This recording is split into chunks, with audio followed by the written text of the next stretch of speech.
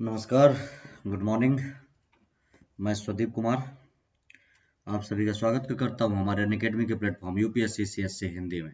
Let's crack UPSC CSC Hindi, ये जो channel है यूपीएससी सीएससी हिंदी, इस चैनल के माध्यम से जो भी हिंदी माध्यम के स्टूडेंट हैं उनकी तैयारी कराई जाती है यूपीएससी के लिए।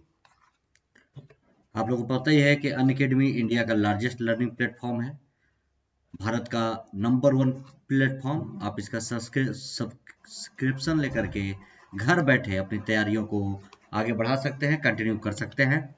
आप इससे जुड़ेंगे तो आपको डेली लाइव क्लासेज में मिलेंगी, यहाँ पे लाइव टेस्ट एंड क्विज होंगे, पूरा कोर्स स्ट्रक्चर्ड फॉर्म में होगा और जो एक्सेस में मिलेगा वो भी अनलिमिटेड मिलेगा।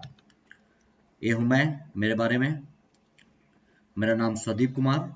मेरे बारे में मेरे एक्सपीरियंस से वगैरह पढ़ ले लीजिएगा। ये मेरे टेलीग्राम चैनल का लिंक, अनअकैडमी का प्रोफाइल लिंक, इसे आप लोग जरूर फॉलो कर लेंगे। यहाँ पे आप फॉलो करेंगे तो यहाँ पे आपको सभी क्लास का पीडीएफ टेलीग्राम पे और सभी क्लास का लिंक वगैरह मैं यहाँ पे अपलोड कर देता हूँ, जो आपको आसानी से मिल जाएगा। 100 से भी ज्यादा टॉप एजुकेटर्स हैं यहाँ पे, जो आपको यूपीएससी के लिए मदद करेंगे, आपकी तैयारियों में आपकी हेल्प करेंगे। ये है सब्सक्रिप्शन प्लान हमारे अनअकैडमी का। दो तरीके का कोर्स है, एक प्लस कोर्स, एक आइकॉनिक कोर्स। जो प्लस कोर्स है वो कंप्लीट रेगुलर कोर्स है अनअकैडमी का, रेगुलर कोर्स। यहाँ पे कंप्लीट यूपीएससी की तैयारी होगी, UPSC prelims, mains, optional paper, आपका एसे, टेस्ट सीरीज वगैरह, ये कंप्लीट कोर्स की यहाँ पे आपकी तैयारी होगी। और आप इसको यहाँ पे प्लस कोर्स लेकर के आराम से 12 महीने का, जो 1 साल का प्लान है, 1 ईयर का जो प्लान है, वह आपका 49,500 रुपए। लेकिन आप इस कोड का इस्तेमाल करेंगे, कोड है स्वदीप, तो आपको 10% डिस्काउंट मिलेगा और आफ्टर डिस्काउंट आपकी फीस होगी 12 महीने की 44,550। में अगर आप 24 महीने का ले लेते हैं यानी 2 साल का प्लान, तो 72,000 रुपए कोड के इस्तेमाल के बाद 64,800, 2 महीने का प्लस कोर्स का। तो ये जरूर ध्यान में रखेंगे। दूसरा जो आइकॉनिक है, आइकॉनिक का जो 12 महीने का प्लान है वह है 69,500। कोड का इस्तेमाल करेंगे स्वदीप, तो कोड 10% डिस्काउंट 62,550। 24वां महीने का लेंगे आइकॉनिक का 1,07,000, कोड के इस्तेमाल के बाद 96,300। और 36 महीने का ले लेंगे तो 1,41,000, कोड के इस्तेमाल के बाद 1,26,900। 10% डेट डिस्काउंट कोड है स्वदीप।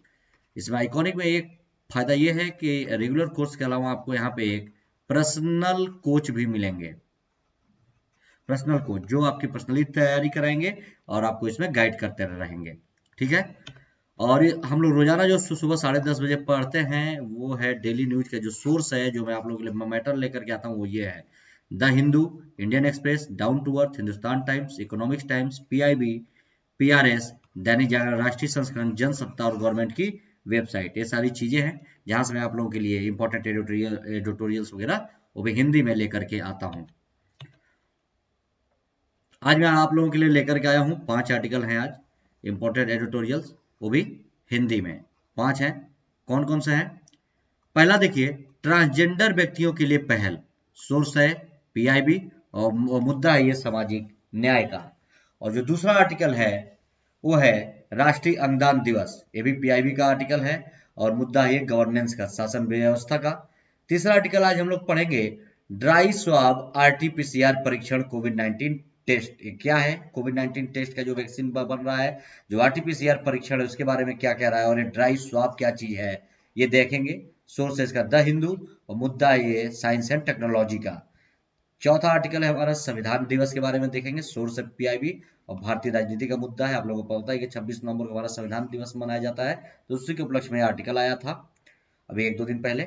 और ये हनी एफपीओ कार्यक्रम है, एक हनी एफपीओ कार्यक्रम जिसे नफेड का कहते हैं। सोर्स है इसका पीआईबी और मुद्दा है एग्रीकल्चर का। तो आज 4 आर्टिकल पीआईबी के हैं, एक हिंदू का है। तो हम लोग ध्यान से एक एक करके पढ़ेंगे समझते हुए। और ये सबसे इंपॉर्टेंट बात कि ये आप लोगों के लिए है हिंदी में, ठीक है ना। तो चलिए पहला हम लोग देखते हैं आर्टिकल क्या है। ट्रांसजेंडर व्यक्तियों के लिए पहल, गवर्नमेंट पहल कर रही है, क्या कह रही है? अब ध्यान से देखिए, कौन? Ministry of social justice and empowerment कर रहा है। क्या कर रहा है, क्यों है चर्चा में ये टॉपिक? ट्रांसजेंडर व्यक्तियों के लिए पहल, क्या क्या गवर्नमेंट पहल की है, क्या चीजें हैं इंपॉर्टेंट देखते हुए चलिए। हाल ही में सामाजिक न्याय और अधिकारिता मंत्रालय, ministry of social justice and empowerment ने ट्रांसजेंडर व्यक्तियों के लिए राष्ट्रीय पोर्टल को लॉन्च किया है। एक राष्ट्रीय पोर्टल बनाया गया है ट्रांसजेंडर व्यक्तियों के लिए, ठीक है। और साथ ही ट्रांसजेंडर व्यक्तियों के लिए गरिमा गृह यानी उनके लिए एक आश्रय गृह है, उसका भी उद्घाटन किया गया है। ट्रांसजेंडर व्यक्तियों के लिए आश्रय गृह किसने किया है? Ministry of social justice and empowerment ने, सामाजिक न्याय और अधिकारिता मंत्रालय ने अभी हाल ही में किया है। ट्रांसजेंडर व्यक्तियों के लिए एक पोर्टल बनाई है गवर्नमेंट, और पोर्टल के साथ साथ उनके लिए एक आश्रय गृह रहने के लिए निवास स्थान, हॉस्टल्स। तो क्या क्या चीजें हैं, ध्यान से पढ़ते हुए चलिए। ये जो ट्रांसजेंडर व्यक्तियों के लिए जो राष्ट्रीय पोर्टल बनाया गया, इसके बारे में पढ़िए पहले क्या कह रहा है। इसे ट्रांसजेंडर व्यक्ति अपने अधिकारों के संरक्षण के लिए ये नियम बना है 2020 और इसके तहत बनाया गया है, ठीक है। ये अधिकारों का संरक्षण नियम 2020 के तहत बनाया गया है ट्रांसजेंडर व्यक्तियों के लिए, ठीक है। और यह पोर्टल जो है वह देश में कहीं से भी एक ट्रांसजेंडर व्यक्ति को प्रमाण पत्र और पहचान पत्र के लिए डिजिटल रूप से आवेदन करने में मदद करेगा, क्योंकि ये केवल ट्रांसजेंडर व्यक्तियों के लिए बना है। और यह जो पोर्टल बना है ये देश में कहीं से भी ट्रांसजेंडर व्यक्ति अपने प्रमाण पत्र के लिए, ट्रांसजेंडर का एक प्रमाण पत्र मिलता है उसके लिए, और उसकी पहचान पत्र के लिए, आइडेंटिटी प्रूफ के लिए डिजिटल रूप से आवेदन कर सकता है ऑनलाइन माध्यम से। क्या कह रहा है और देखिए। और यह जो पोर्टल है यह उन्हें आवेदन, अस्वीकृति, शिकायत निवारण आदि की स्थिति को ट्रैक करने में मदद करेगा, जो प्रक्रिया में पारदर्शिता सुनिश्चित करता है, ठीक है। एक ट्रांसपेरेंसी होगी ऑनलाइन तरीके से। और ये जो पोर्टल है ये वो आवेदन कर सकते हैं, अगर वो खारिज हो गया उनका आवेदन उसके बारे में पता चल जाएगा, कोई प्रॉब्लम आ रही है उसके निवारण के लिए ये सब कुछ ट्रैक करने में मदद करेगा, ठीक है। और जारी करने वाली अधिकारी भी आवेदनों को संशोधित करने और बिना किसी आवश्यकता देरी के प्रमाण पत्र तथा पहचान पत्र जारी करने के लिए सख्त समय सीमा के तहत भी आते हैं, सख्त समय सीमा के तहत आते हैं। जो अधिकारी हैं जो आवेदनों को संशोधित उसमें नहीं कर सकते, उसमें देरी नहीं कर सकते, और उनका जो प्रमाण पत्र या पहचान पत्र ट्रांसजेंडर व्यक्तियों के लिए है उसमें कोई बिना विलंब किए उनके लिए भी सख्त समय बस सीमा बनाया गया है, उसी के अंतर्गत वो जल्दी से जल्दी उनको प्रोवाइड कराएंगे। आगे देखिए। और दूसरा जो उनके लिए गरिमा गृह बना है, जो उनके रहने के लिए बना है, कहां बना है, ध्यान से पढ़िए। गुजरात के बड़ोदरा में ट्रांसजेंडर व्यक्तियों के लिए एक आश्रय स्थल यानी गरिमा गृह का उद्घाटन किया गया है, जिसका नाम गरिमा गृह रखा गया है।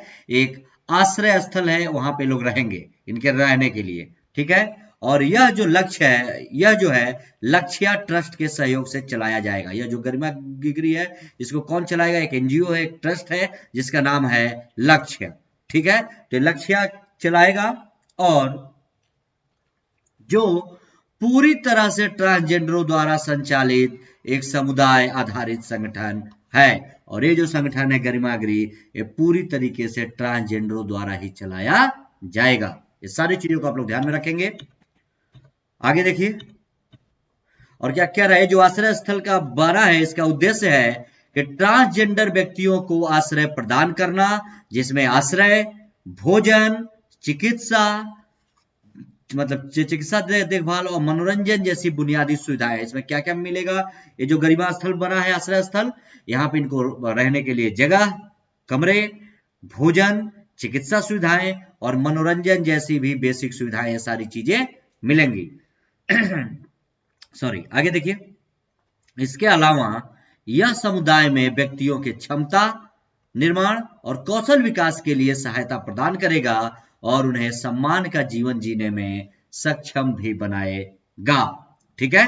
ये उनके क्षमता निर्माण, कोई कौशल, कोई कार्य सीखने में वहां पे सारी चीजें होंगी जो उन्हें सम्मान से जीवन जीने में सक्षम बनाएगा। तो ये जरूर ध्यान में रखेंगे।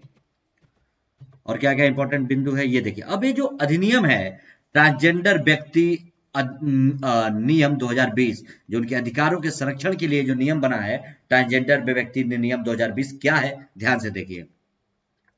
ट्रांसजेंडर व्यक्ति यानी उनके अधिकारों के संरक्षण के लिए जो अधिनियम 2019 था, यानी transgender person protection for right act 2019 को संसद द्वारा वर्ष 2019 में पारित किया गया। ठीक है, ये जो अधिनियम है, ये जो एक्ट है, ट्रांसजेंडर व्यक्तियों के अधिकारों के संरक्षण के लिए जो अधिनियम बनाया गया है, कब पारित किया गया? 2019 में। आगे देखिए, और इसमें क्या क्या पॉइंट कह रहा है आपके लिए इंपॉर्टेंट, कि केंद्र सरकार के इस अधिनियम में ट्रांसजेंडर समुदाय के लोगों के लिए सामाजिक, आर्थिक और शैक्षिक सशक्तिकरण की दिशा में एक मजबूत कार्य प्रणाली उपलब्ध कराने के प्रावधान भी शामिल किए गए हैं। और ट्रांसजेंडर व्यक्ति अधिकारों का संरक्षण अधिनियम 2019 ट्रांसजेंडर व्यक्ति को ऐसे व्यक्ति के रूप में परिभाषित करता है जिसका लिंग जन्म के समय निर्धारित लिंग से मेल नहीं खाता है। तो इन चीजों को आप जरूर ध्यान में रखेंगे, क्या क्या चीजें ये कह रहा है, क्या क्या पृष्ठभूमि है इसका, ये देख लीजिए।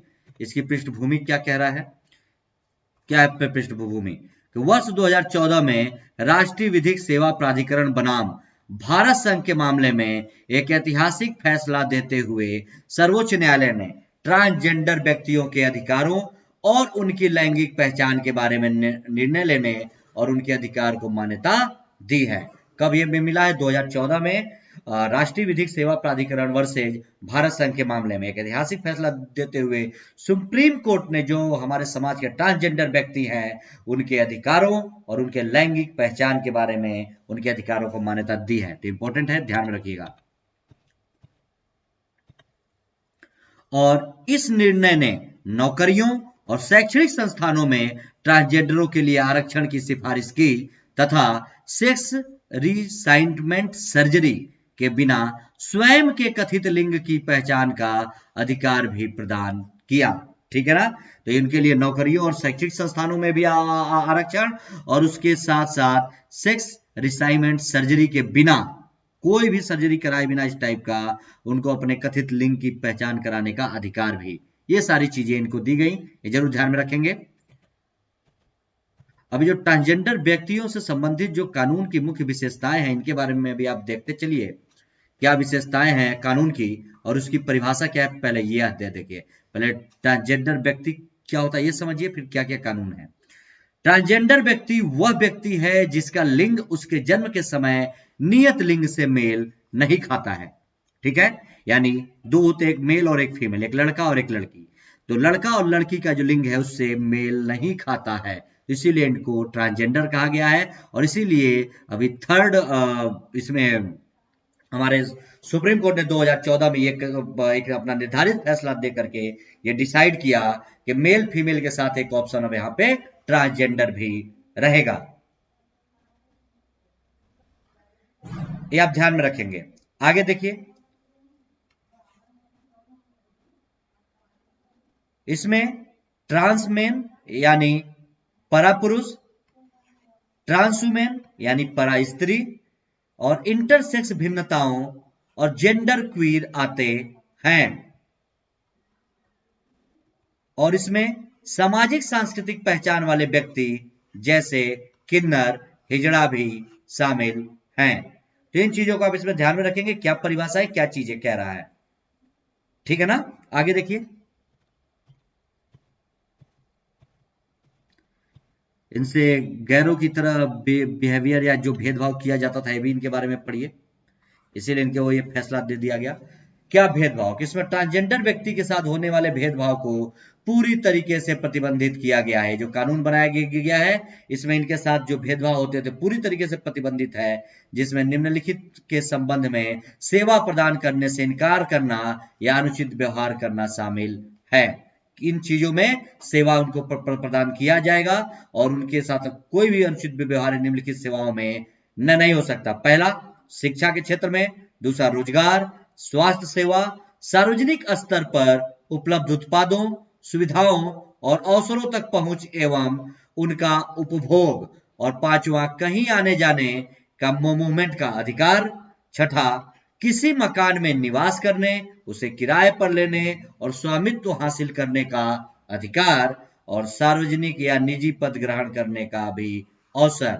ये 7 चीज है जो इनको दिया गया है। उनसे संबंधित जो एक कानून जो 2020 कानून जारी किया गया 2019 में, जो अधिनियम पास हुआ था इसके तहत। तो ये सारे बातों को आप लोग पॉइंट पॉइंट में जरूर ध्यान में रखिएगा।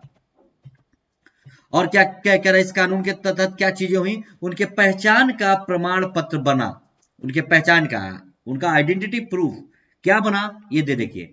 एक ट्रांसजेंडर व्यक्ति जिला मजिस्ट्रेट को आवेदन कर सकता है कि ट्रांसजेंडर के रूप में उसकी पहचान से जुड़ा सर्टिफिकेट जारी किया जाए।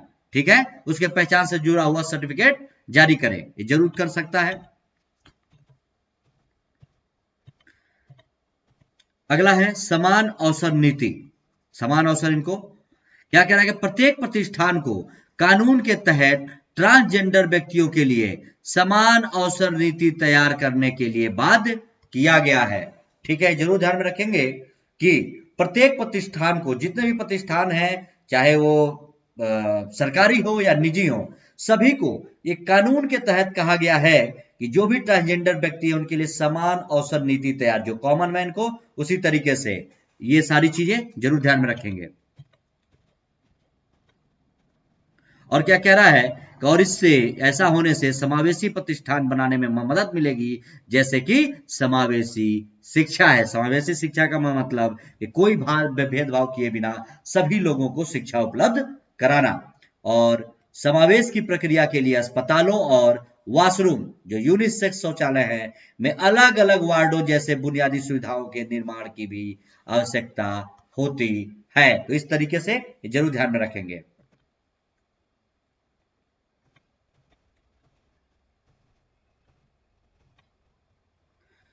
ट्रांसजेंडर व्यक्तियों के लिए और क्या क्या इसमें हुई, एक शिकायत अधिकारी भी है, उनसे शिकायत भी कर सकते हैं। क्या कह रहा है कि प्रत्येक प्रतिष्ठान को ट्रांसजेंडर व्यक्तियों की शिकायतों को सुनने के लिए एक व्यक्ति को शिकायत अधिकारी के रूप में नामित करने के लिए भी बाध्य किया गया इस कानून के तहत, कि इनकी शिकायतों को इस जो प्रतिष्ठान से संबंधित जो हैं उनका ये लोग सुनेंगे, उसके लिए एक अधिकारी तय किया गया है। एक ट्रांसजेंडर संरक्षण सेल भी बनाया गया। क्या, ये भी देखिए। प्रत्येक राज्य सरकार को ट्रांसजेंडर व्यक्तियों के खिलाफ अपराध की निगरानी के लिए जिला पुलिस महानिदेशक और पुलिस महानिदेशक के तहत एसएसपी और एसपी के तहत एक ट्रांसजेंडर संरक्षण सेल का गठन भी करना होगा। ठीक है, जो जिला पुलिस महानिदेशक है वो भी, और जो पुलिस महानिदेशक है वो भी, ये भी मिलेगा। ठीक है ना।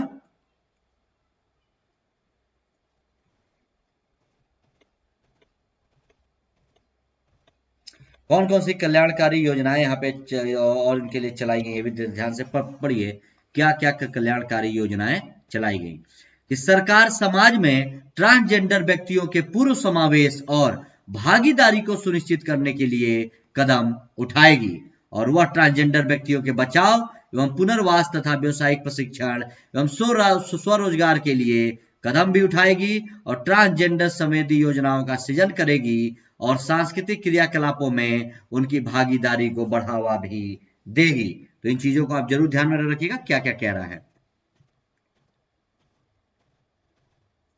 चिकित्सा देखभाल सुविधाएं भी इनको दी जाएंगी। क्या क्या है, सरकार ट्रांसजेंडर व्यक्तियों को स्वास्थ्य सेवाएं प्रदान करने के लिए कदम उठाएगी, जिसमें अलग HIV surveillance centre, sex reassignment surgery इत्यादि भी शामिल होगा। और सरकार ट्रांसजेंडर व्यक्तियों के स्वास्थ्य से जुड़े मामलों को संबोधित करने के लिए चिकित्सा पाठ्यक्रम की समीक्षा करेगी, और उन्हें समग्र चिकित्सकीय बीमाएं भी, मेडिकल क्लेम या मेडिकल बीमा जो भी है, वो सारा कुछ सरकार इसमें प्रोवाइड कराएगी। ठीक है ना।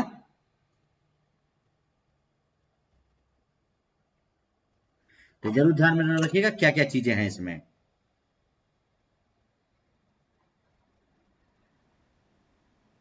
एक मिनट, आगे देखिए और क्या कह रहा है। ट्रांसजेंडर व्यक्तियों के लिए राष्ट्रीय परिषद, इसकी भी स्थापना होगी। क्या कह रहा है कि ट्रांसजेंडर व्यक्तियों के संबंध में नीतियां, विधान और योजनाएं बनाने एवं उनका निरीक्षण करने के लिए राष्ट्रीय ट्रांसजेंडर परिषद यानी नेशनल ट्रांसजेंडर काउंसिल केंद्र सरकार को सलाह प्रदान करेगी, और यह ट्रांसजेंडर लोगों की शिकायतों का भी निवारण करेगी। इन सब चीजों पे आप लोग ध्यान में रखिएगा, क्या क्या चीजें हैं और क्या क्या कह रहा है। अपराध और जुर्माना, क्या इसके तहत और क्या क्या चीजें हैं कि ट्रांसजेंडर व्यक्तियों से भीख मंगवाना, बलपूर्वक या बंधुआ मजदूरी करवाना, इसमें सार्वजनिक उद्देश्य के लिए अनिवार्य सरकारी सेवा शामिल नहीं है, सरकारी सेवा में नहीं, और सार्वजनिक स्थान का प्रयोग करने से रोकना, परिवार, गांव इत्यादि में निवास करने से रोकना, और उनका शारीरिक, यौन, मौखिक, भावनात्मक तथा आर्थिक उत्पीड़न करने को अपराध की श्रेणी में रखा गया है। जरूर ध्यान में रखेंगे, ठीक है। आगे देखिए और क्या क्या चीजें हैं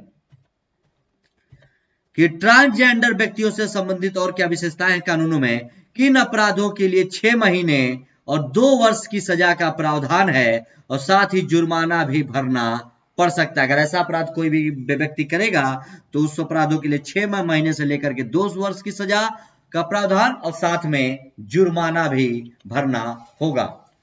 अगला जो टॉपिक है हमारा आज का दूसरा आर्टिकल, ये है राष्ट्रीय अंगदान दिवस। ये भी पीआईबी का आर्टिकल है, सोर्स है इसका पीआईबी, प्रेस इंफॉर्मेशन ब्यूरो। तो ध्यान से पढ़िए राष्ट्रीय अंगदान दिवस के बारे में क्या कह रहा है, क्यों चर्चा में है। हर साल 27 नवंबर को मनाया जाता है राष्ट्रीय अंगदान दिवस भारत में, और विश्व अंगदान दिवस मनाया जाता है 13 अगस्त को। तो ये भी ध्यान में रखेंगे, विश्व अंगदान दिवस 13 अगस्त को मनाया जाता है, अभी 27 नवंबर को मनाया जाता है राष्ट्रीय अंगदान दिवस। तो उसके बारे में क्या कह रहा है, क्यों चर्चा में है, पीआईबी का आर्टिकल है, ध्यान से पढ़ते हुए चलिए। कि स्वास्थ्य और परिवार कल्याण मंत्रालय, ministry of health and family welfare द्वारा 27 नवंबर को राष्ट्रीय अंगदान दिवस मनाया गया है। कब मनाया गया है, 27 नवंबर को। आगे देखिए, राष्ट्रीय अंग प्रत्यारोपण कार्यक्रम यानी नेशनल ऑर्गन ट्रांसप्लांट प्रोग्राम, एनओटीपी क्या है, ये ध्यान से पढ़िए। एनओटीपी क्या है, नेशनल ऑर्गन ट्रांसप्लांट प्रोग्राम क्या है। यह रोटो और सोटो, अभी इसका फुल फॉर्म बताऊंगा मैं आपको। यह रोटो और सोटो की स्थापना के लिए वित्तीय अनुदान प्रदान करता है। ये क्या है, जैसे यहाँ पे क्या कह रहा है, राष्ट्रीय अंग प्रत्यारोपण कार्यक्रम यानी नेशनल ऑर्गन ट्रांसप्लांट प्रोग्राम। इस प्रोग्राम के तहत ये 2 ट्रांसप्लांट का तरीका है, जिसका नाम एक है रोटो और एक का सोटो, ठीक है। और इसकी स्थापना के लिए वित्तीय सहायता कौन प्रदान करेगा, एनओटीपी करेगा, और नए विकास और मौजूदा पुनर्प्राप्ति और प्रत्यारोपण केंद्रों को अपग्रेड भी करता है। तो क्या है रोटो सोटो, देखते हैं अभी आगे। अंगदान संस्थागत स्थापना, इसके बारे में पढ़िए क्या कह रहा है इसमें कि राष्ट्रीय अंग और ऊतक प्रत्यारोपण संगठन यानी National Organ and Tissue Transplant Organisation, इसको क्या कहते हैं, इसको कहेंगे नोटो, जिसमें राष्ट्रीय अंग और ऊतक प्रत्यारोपण संगठन यानी टिश्यूज, हमारे बॉडी में जो टिश्यूज होते हैं हमारे, उनका ऑर्गन और टिश्यूज, उसका जो ट्रांसप्लांट का ऑर्गेनाइजेशन है राष्ट्रीय स्तर पर, उसको कहते हैं नोटो। और जो क्षेत्रीय स्तर पर होता है, क्षेत्रीय स्तर पर जो होता है क्षेत्रीय अंग और ऊतक प्रत्यारोपण संगठन यानी Regional Organ and Tissue Transplant Organisation यानी रोटो। और राज्य स्तर पर राज्य अंग और ऊतक प्रत्यारोपण संगठन को कहते हैं सोटो यानी state organ and Tissue transplant organisations. तो जरूर ध्यान में रखिएगा, ये जो 3 संस्थाएं हैं नोटो, रोटो, सोटो, इनके थ्रू ही ये किया जाता है। आगे देखिए और क्या कह रहा है, भारत में अंगदान की स्थिति क्या है, ठीक है। अंगदान की स्थिति, WHO global observatory on donation and transplantation यानी GODT के अनुसार अंगदान के मामले में भारत का विश्व में 3रा स्थान है। अंगदान के मामले में भारत का विश्व में 3रा स्थान है। और यह कौन, ये रिपोर्ट किसका है, GODT का है, WHO द्वारा global observatory on donation and transplantation, GODT का के अनुसार है कि अंगदान के मामले में भारत का पूरे विश्व में 3रा स्थान है। और इसके तहत मानव अंग प्रत्यारोपण अधिनियम भी आया था 1994, इसके बारे में पढ़िए क्या है कि ये इसके लिए एक एक्ट तैयार किया गया था जिसका नाम है मानव अंग प्रत्यारोपण अधिनियम 1994 1994 में हुआ था। तो क्या कह रहा है कि मानव अंग प्रत्यारोपण अधिनियम को वर्ष 1994 में पारित किया गया था और इसे वर्ष 2011 में संशोधित किया गया और इस प्रकार मानव प्रत्यारोपण संशोधन अधिनियम 2011 के रूप में लाया गया। क्या हुआ, इस अधिनियम को 1994 में पारित किया गया और पारित करने के बाद फिर इसे उसमें 2011 में संशोधन भी किया गया और संशोधन करने के बाद फिर इसको मानव प्रत्यारोपण संशोधन अधिनियम 2011 के रूप में लागू किया गया और इसके तहत यह मानव अंगों को हटाने और इसके भंडारण के लिए विभिन्न नियम प्रदान करता है। जो अधिनियम है इसी के तहत मानव अंगों को हटाने और उसके भंडारण के लिए जो भी नियम कानून है यही बनाता है, ये इसी एक्ट के तहत बनाया जाता है। और क्या कह रहा है ये देखिए कि यह चिकित्सकीय प्रयोजनों के लिए मानव अंगों के प्रत्यारोपण को और मानव अंगों के वाणिज्यिक लेन देन की रोकथाम को विनियमित करता है और इसके द्वारा जो है चिकित्सा के उपयोग में जो मानव अंगों का प्रत्यारोपण किया जाता है या मानव अंगों के वाणिज्यिक लेन देन का मतलब कि पैसे से जो खरीदारी होती है उन सब का रोकथाम इसके द्वारा, इस अधिनियम के द्वारा होता है। ठीक है ना। और क्या क्या मुख्य प्रावधान है ये देखते हुए चलिए। इस अधिनियम में ब्रेन डेड को मृत्यु के रूप में पहचानने के प्रावधान है और ब्रेन डेड को मानदंडों को भी परिभाषित करता है। क्या क्या कह रहा है कि ब्रेन डेड को मृत्यु के रूप में जो ब्रेन है अगर वो डेड हो गया है तो उसको मृत्यु के रूप में पहचानने के प्रावधान है इस अधिनियम के अनुसार और ब्रेन डेड के मानदंडों को भी परिभाषित करता है। आगे देखिए अभी क्या क्या चीजें हैं। यह प्रत्यारोपण गतिविधि की निगरानी के लिए नियामक और सलाहकार निकाय भी प्रदान करता है और यह मानव अंगों और ऊतकों के दाताओं जो लोग डोनेट करते हैं और प्राप्तकर्ताओं जो लोग लेते हैं कि एक रजिस्ट्री के रख रखाव के लिए भी प्रदान करता है। इस अधिनियम के तहत ये सारे काम होते हैं, आप लोग ये सारा कुछ ध्यान में रखेंगे। इसमें आगे की राह क्या हो सकती है, आगे और क्या क्या सुधार हो सकते हैं ये देखिए कि भारतीय अंगदान दिवस जैसी पहले जागरूकता को बढ़ावा देने और मृतक दाताओं द्वारा स्वास्थ्य सेवा और मानव जाति के लिए किए गए निस्वार्थ योगदान को मानवता में हमारे विश्वास को फिर से स्थापित करने में मदद करती है। ठीक है ना। इन सारी चीजों को आप लोग ध्यान में रखिएगा। ये हमारा आर्टिकल था और आज का हमारा ये अगला आर्टिकल है, तीसरा आर्टिकल। क्या कह रहा है, ड्राई स्वाब RT-PCR परीक्षण कोविड-19 टेस्ट के बारे में क्यों चर्चा में है, क्यों इंपॉर्टेंट है, ये ध्यान में रखिए। क्या कह रहा है पहले पढ़िए, क्यों चर्चा में है, ऑटोमेटिक चीजें क्लियर होंगी।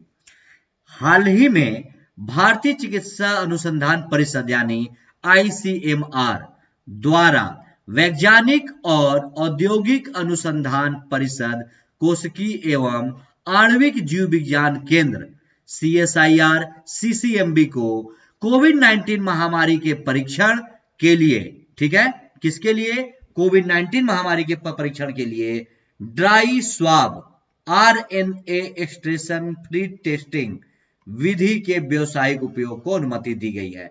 एक विधि है जिसका नाम है dry swab RNA extraction free testing विधि, इसके तहत दी गई है और ICMR के वैज्ञानिकों द्वारा, ठीक है, और कौन, CSIR और CCMB के केंद्रों ने ये दिया है ये अनुमति कोविड-19 के बारे में। तो जरूर ध्यान में रखिए क्या क्या चीजें हैं, ध्यान से पढ़ते चलिए।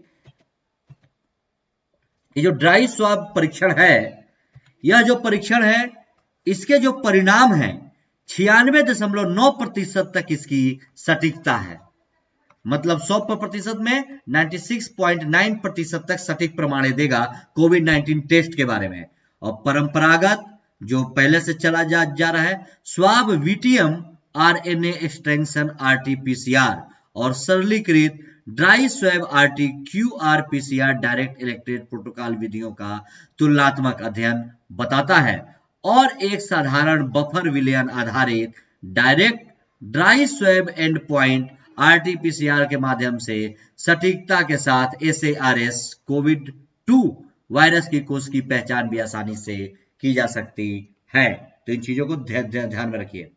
और क्या कह रहा है जो पारंपरिक तरीका है, पहले उसके बारे में पढ़िए क्या कह रहा है। जो पारंपरिक तरीका है कि पारंपरिक परीक्षण विधि में नमूना संग्रह केंद्रों द्वारा संदिग्ध कोरोना वायरस रोगियों के नमूने नासिका या गले से एकत्र किए जाते हैं। जो पारंपरिक तरीका है उसमें क्या किया जाता है, कोरोना वायरस का जो नमूना लिया जाता है, जो सैंपल लिया जाता है, या तो नाक से लिया जाता है, नासिका से या गले से, वहां से एकत्र करते हैं।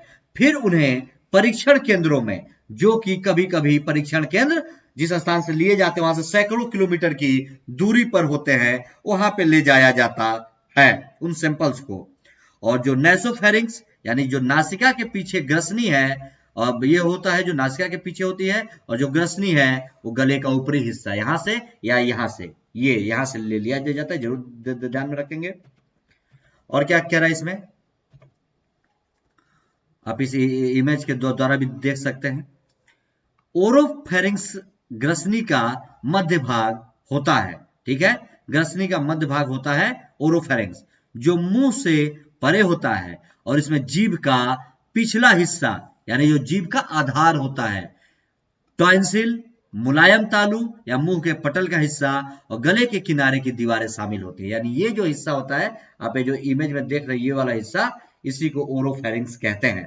और स्वाब नमूनों को आमतौर पर वायरल ट्रांसपोर्ट मीडियम नामक तरल पदार्थ में रखा जाता है, और रिसाव से बचने के लिए नमूनों को अच्छी तरह से पैक किया जाता है। जो नमूने लिए जाते हैं उनको एक तरल पदार्थ आता है जिसको कहते हैं वीटीएम, वायरल ट्रांसपोर्ट मीडियम, उसमें रखा जाता है, और वो रिस न सके, उसको मतलब एक जगह एकत्र रहे, इसलिए उसको अच्छे से पैक भी किया जाता है, जिससे नमूना संग्रह और परीक्षण केंद्र पर अधिक समय लग जाता है पहुंचाने में, तो उसके लिए तो आप इसको जरूर ध्यान में रखेंगे। क्या कह रहा है आगे देखिए, और क्या कह रहा है इसमें पॉइंट।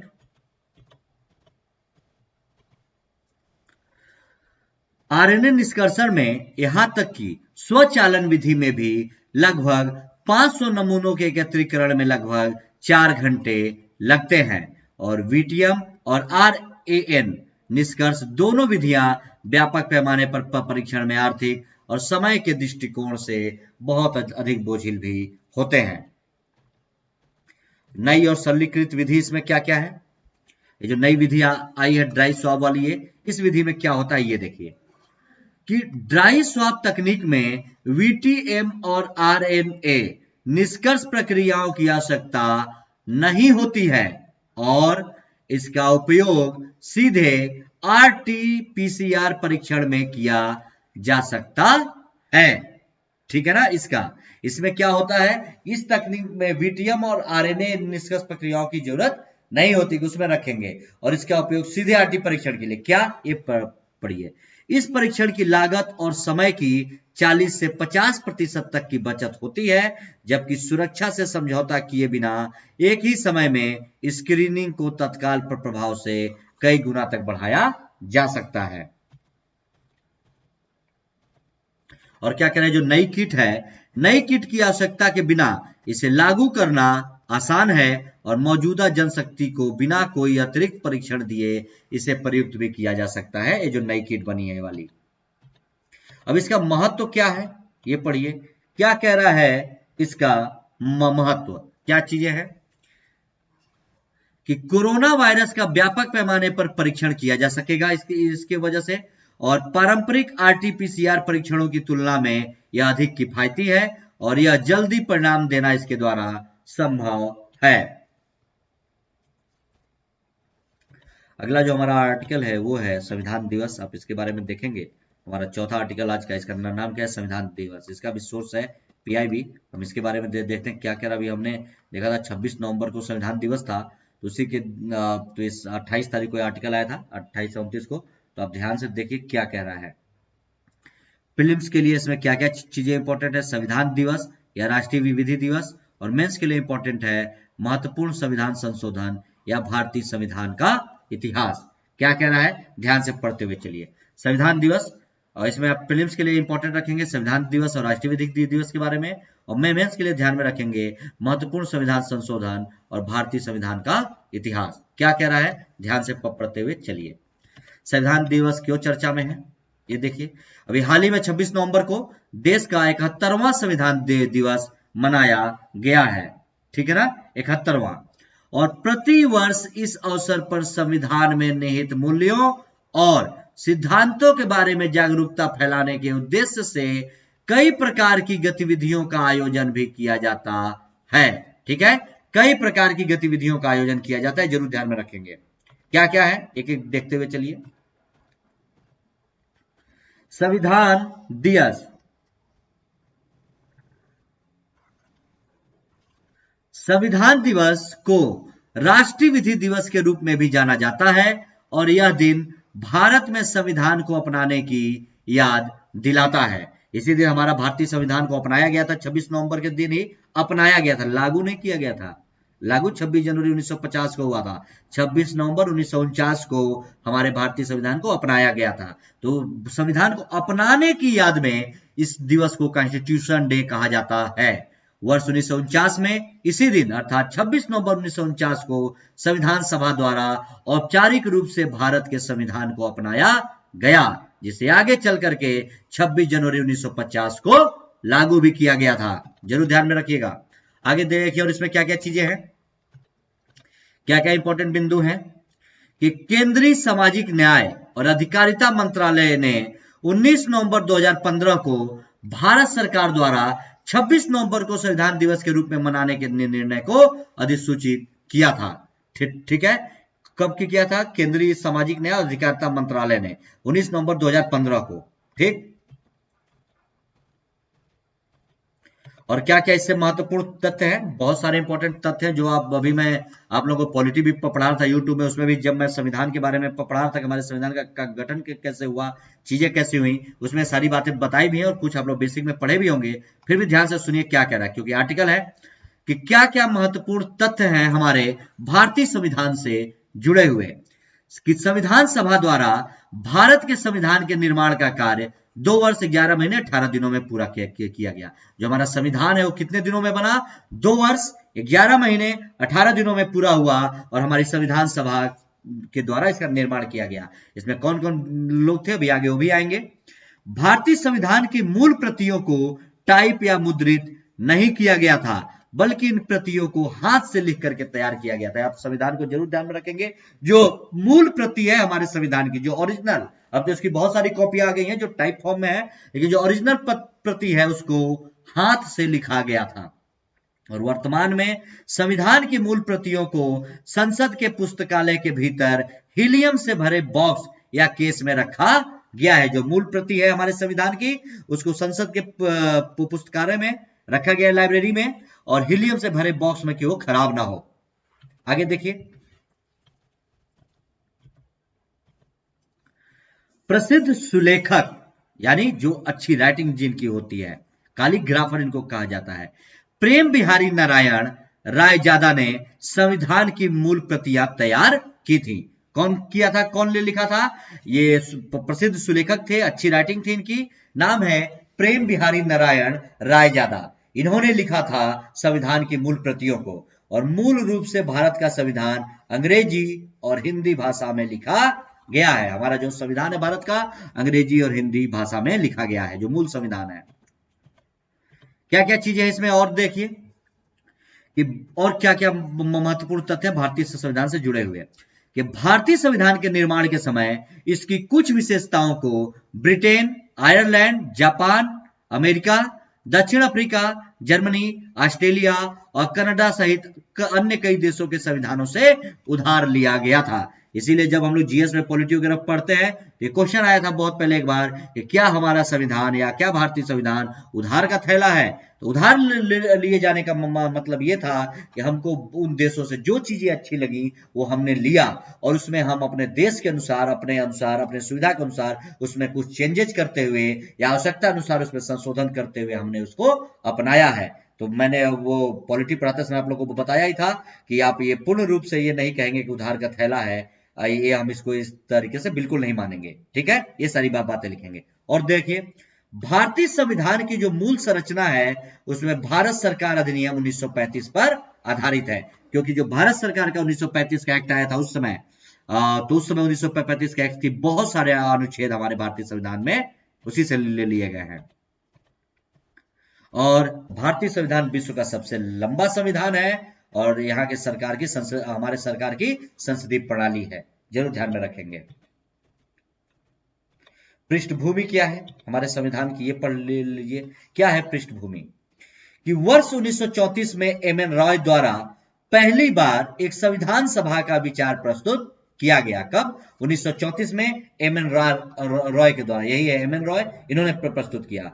और वर्ष 1946 की कैबिनेट मिशन योजना के तहत संविधान सभा के गठन के लिए चुनाव का आयोजन भी किया गया। ठीक है। फिर उसके लिए प्रारूप समिति बनी। तो कौन कौन थे प्रारूप समिति में? प्रारूप समिति में 7 सदस्य शामिल थे। अल्लादी कृष्ण स्वामी अय्यर, एन गोपाला स्वामी, भीमराव अंबेडकर, के एम मुंशी, मोहम्मद सादुल्ला, बी.एल. मित्तर और डी.पी. खेतान। और 30 अगस्त 1947 को अपनी पहली बैठक में प्रारूप समिति ने भीमराव अंबेडकर को अपना अध्यक्ष चुना था। इसके लिए जो प्रारूप समिति तैयार हुई थी संविधान सभा के निर्माण के लिए, तो और हमारे संविधान के निर्माण के लिए, तो इसमें 7 सदस्य थे। और 30 अगस्त 1947 को जब हमारी पहली बैठक हुई थी प्रारूप समिति की, तो इसमें भीमराव अंबेडकर को इन लोगों ने अपना अध्यक्ष चुना था। कुछ संविधान संशोधन भी हुए, हमारे संविधान बने तो कुछ संशोधन भी हुए। तो ये देखिए कुछ महत्वपूर्ण संविधान संशोधन, उसके बारे में आप लोग देख लीजिए इस आर्टिकल के माध्यम से। प्रथम संविधान संशोधन हुआ हमारा 1951 में। क्या? इसके तहत कानून की रक्षा के लिए संपत्ति अधिग्रहण आदि की व्यवस्था की गई। ठीक है ना, कानून की रक्षा के लिए। और भूमि सुधार तथा न्यायिक समीक्षा से जुड़े अन्य कानूनों को 9वीं अनुसूची में स्थान भी दिया गया। तो इन चीजों को ध्यान में रखिएगा।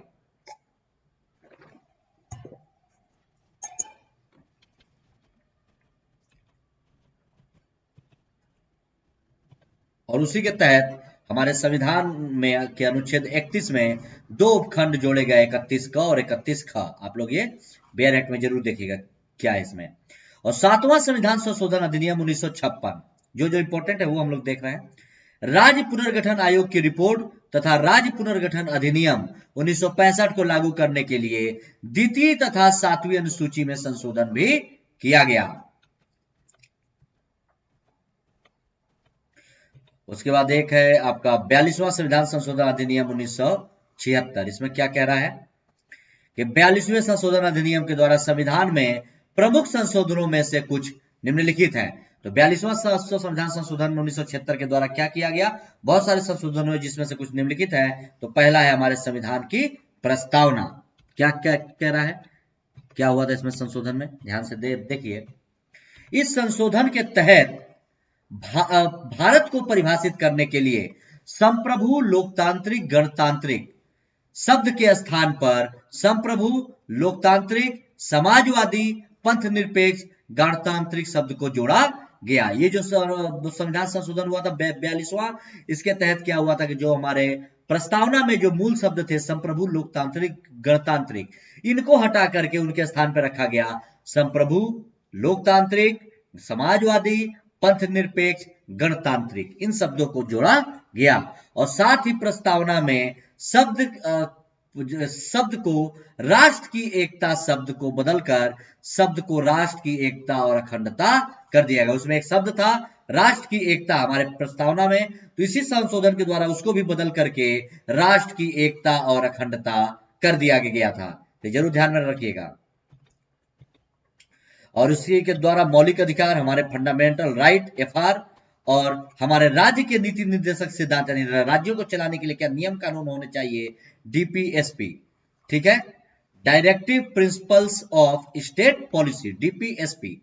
तो इसके बाद इस पे भी कुछ चेंजेज हुए क्या कि 42वें संवैधानिक संशोधन के तहत एक सबसे बड़ा बदलाव यह किया गया कि इसके तहत राज्य के नीति निर्देशक सिद्धांत यानी डीपीएसपी को संविधान के अनुच्छेद 14, 19 और 31 में जो मौलिक अधिकार उल्लिखित हैं उन पर प्राथमिकता देने का प्रावधान किया गया। जो भी हमारे मौलिक अधिकार है 14, 19, 31, इनमें डीपीएसपी को पहली प्राथमिकता में मिलेगी, इन तीनों में।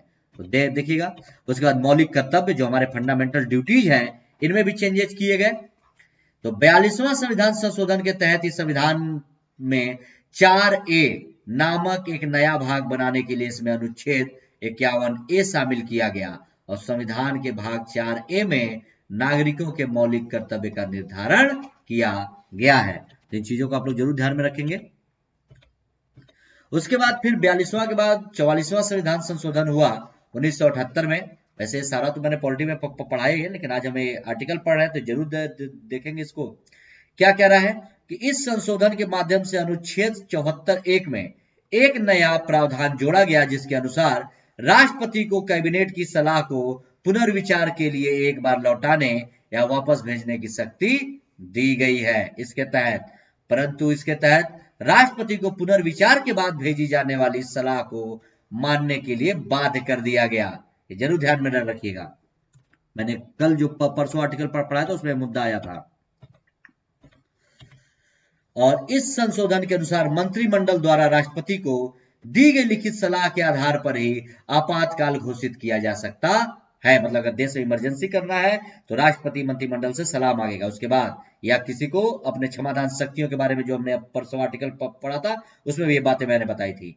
और इस संशोधन के तहत संपत्ति के अधिकार को मौलिक अधिकारों की सूची से हटाकर इसे एक कानूनी अधिकार के रूप में घोषित किया गया। और 44वां संविधान संशोधन 1978 इसलिए इंपॉर्टेंट है, इसी एक्ट के तहत जो संपत्ति का अधिकार पहले मौलिक अधिकार में था, लेकिन इस संशोधन के बाद उसको हटा करके कानूनी अधिकार दे दिया गया। उसके बाद फिर अगला संशोधन है 73वां संविधान संशोधन 1992। इसमें हुआ, ये हेडिंग हट जाएगा। 73वां संविधान संशोधन 1992 क्या कह रहा है?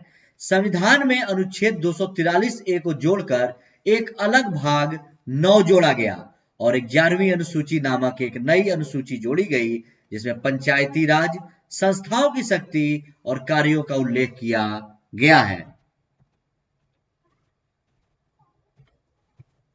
और क्या कह रहा है 74वां संविधान संशोधन 1992 के बारे में कि यह अधिनियम शहरी निकायों को संवैधानिक दर्जा प्रदान करता है और संविधान के भाग 8 के बाद अनुच्छेद 243A में जोड़ के साथ संविधान में एक अलग भाग 9A जोड़ा गया और शहरी स्थानीय निकायों की शक्ति एवं कार्यों को शामिल करते हुए 12वीं अनुसूची नामक एक नई अनुसूची को इसमें शामिल किया गया है।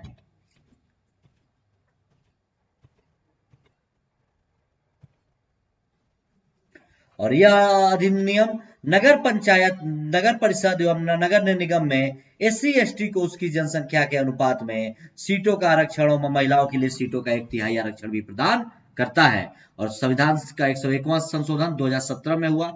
क्या इसमें देखिए क्या कह रहा है, ये हेडिंग नहीं रहेगा, ध्यान में रखेंगे, वो बाय मिस्टेक आ गया। उसके पहले जो था कि उस अधिनियम के द्वारा वस्तु एवं सेवा कर को अपनाया गया। और संविधान का 102वां संशोधन अधिनियम 2018, इसमें राष्ट्रीय पिछड़ा वर्ग आयोग को संवैधानिक दर्जा दिया गया। तो आप जरूर ध्यान में रखेंगे इस सारे बातों को, क्या कह रहा है, क्या क्या चीजें हैं। 130वां संशोधन संविधान का अधिनियम 2019 के अनुच्छेद 15 की उपधारा 4 एवं 5 में वर्णित वर्गों के अलावा अन्य वर्गों के आर्थिक रूप से कमजोर वर्गों के नागरिकों के लिए अधिकतम 10% आरक्षण अर्थात सामाजिक एवं शैक्षिक रूप से पिछड़े वर्गों, अनुसूचित जातियों एवं अनुसूचित जनजातियों के अतिरिक्त, ये जो हुआ था अभी लास्ट टाइम, जो EWS, जो जनरल कैटेगरी के लोग हैं जो आर्थिक रूप से कमजोर हैं, ये संशोधन करके इस अधिनियम को जोड़ा गया। तो ये था हमारा संविधान संशोधन के बारे में। आज का हमारा ये 5वां आर्टिकल है जिसका नाम है हनी FPO कार्यक्रम, नफेड के द्वारा है। ये चर्चा में क्यों है? ये हनी यानी शहद के लिए कार्यक्रम चलाया जाता है और ये नफेड के द्वारा चलाया जाता है। नफेड बोले तो national agriculture cooperative marketing federation of India limited. तो इसके बारे में है, जरूर ध्यान में रखिएगा। तो उससे चलता है, तो ध्यान से पढ़िए क्या कह रहा है और क्या इंपॉर्टेंट है। हाल ही में कृषि और किसान कल्याण मंत्री ने राष्ट्रीय कृषि सरकारी विपणन federation of India limited, national agriculture cooperative marketing federation of India limited यानी नफेड के हनी किसान उत्पादक संगठन यानी FPO यानी फार्मर प्रोड्यूसर ऑर्गेनाइजेशन कार्यक्रम का उद्घाटन किया है, नाफेड ने अभी किया है हनी के लिए, शहद के लिए किसान उत्पादक संगठन यानी एफपीओ, फार्मर प्रोड्यूसर ऑर्गेनाइजेशन का उद्घाटन किया है। इस कार्यक्रम का क्या क्या चीजें हैं ध्यान से देखते हुए चलिए। क्या कह रहा है कि ये जो उत्पादक संगठन है, एक उत्पादक संगठन यानी पीओ, प्रोड्यूसर ऑर्गेनाइजेशन जो है, प्राथमिक उत्पादों जैसे किसान, दूध उत्पादक जैसे किसान होते हैं जो फसल उपजाते हैं, जो दूध का उपजाते हैं वो, मछुआरे, बुनकर, ग्रामीण कारीगर, शिल्पकार आदि एक द्वारा गठित एक कानूनी इकाई पीओ यानी प्रोड्यूसर ऑर्गेनाइजेशन। ये जो प्राथमिक उत्पादक है, ठीक है, उनके लिए है। एफपीओ पीओ का एक प्रकार है जिसमें किसान सदस्य होते हैं। जो पीओ है, प्रोड्यूसर ऑर्गेनाइजेशन, इसी का एफपीओ यानी फार्मर प्रोड्यूसर ऑर्गेनाइजेशन जो है वो पीओ का ही एक प्रकार है और इसमें सदस्य किसान होते हैं। मधुमक्खी पालन का अभिप्राय मधुमक्खियों को नियंत्रित करने, उन्हें संभालने की मानवीय गति से होता है। और जो हनी एफपीओ कार्यक्रम है ये क्या है कि मधुमक्खी पालन के लिए है। मधुमक्खी पालन से अभिप्राय है कि मधुमक्खी को नियंत्रित करना और उन्हें संभालने की जो मानवीय गतिविधियां हैं उनसे संबंधित। तो क्या क्या चीजें, यह जो कार्यक्रम है यह एफपीओ के गठन और संवर्धन के तहत शुरू किया गया है। कौन सा? हनी एफपीओ कार्यक्रम जो चलाया जा रहा है यह, और यह 10,000 नए एफपीओ को बनाने की एक केंद्रीय योजना भी है।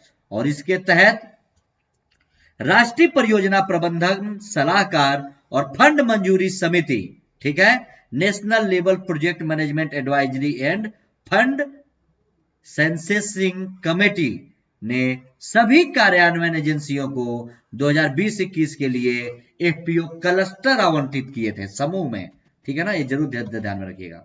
और क्या कह रहा है इसमें कि प्रारंभ में लघु किसान कृषि व्यवसाय संघ, ठीक है, और राष्ट्रीय सहकारी विकास निगम और राष्ट्रीय कृषि और ग्रामीण विकास बैंक यानी नाबार्ड एफपीओ को बनाने और बढ़ावा देने के लिए 3 कार्यान्वयन एजेंसियां हैं। ये 3 एजेंसियां हैं जो संयुक्त रूप से एफपीओ को बढ़ावा देती हैं।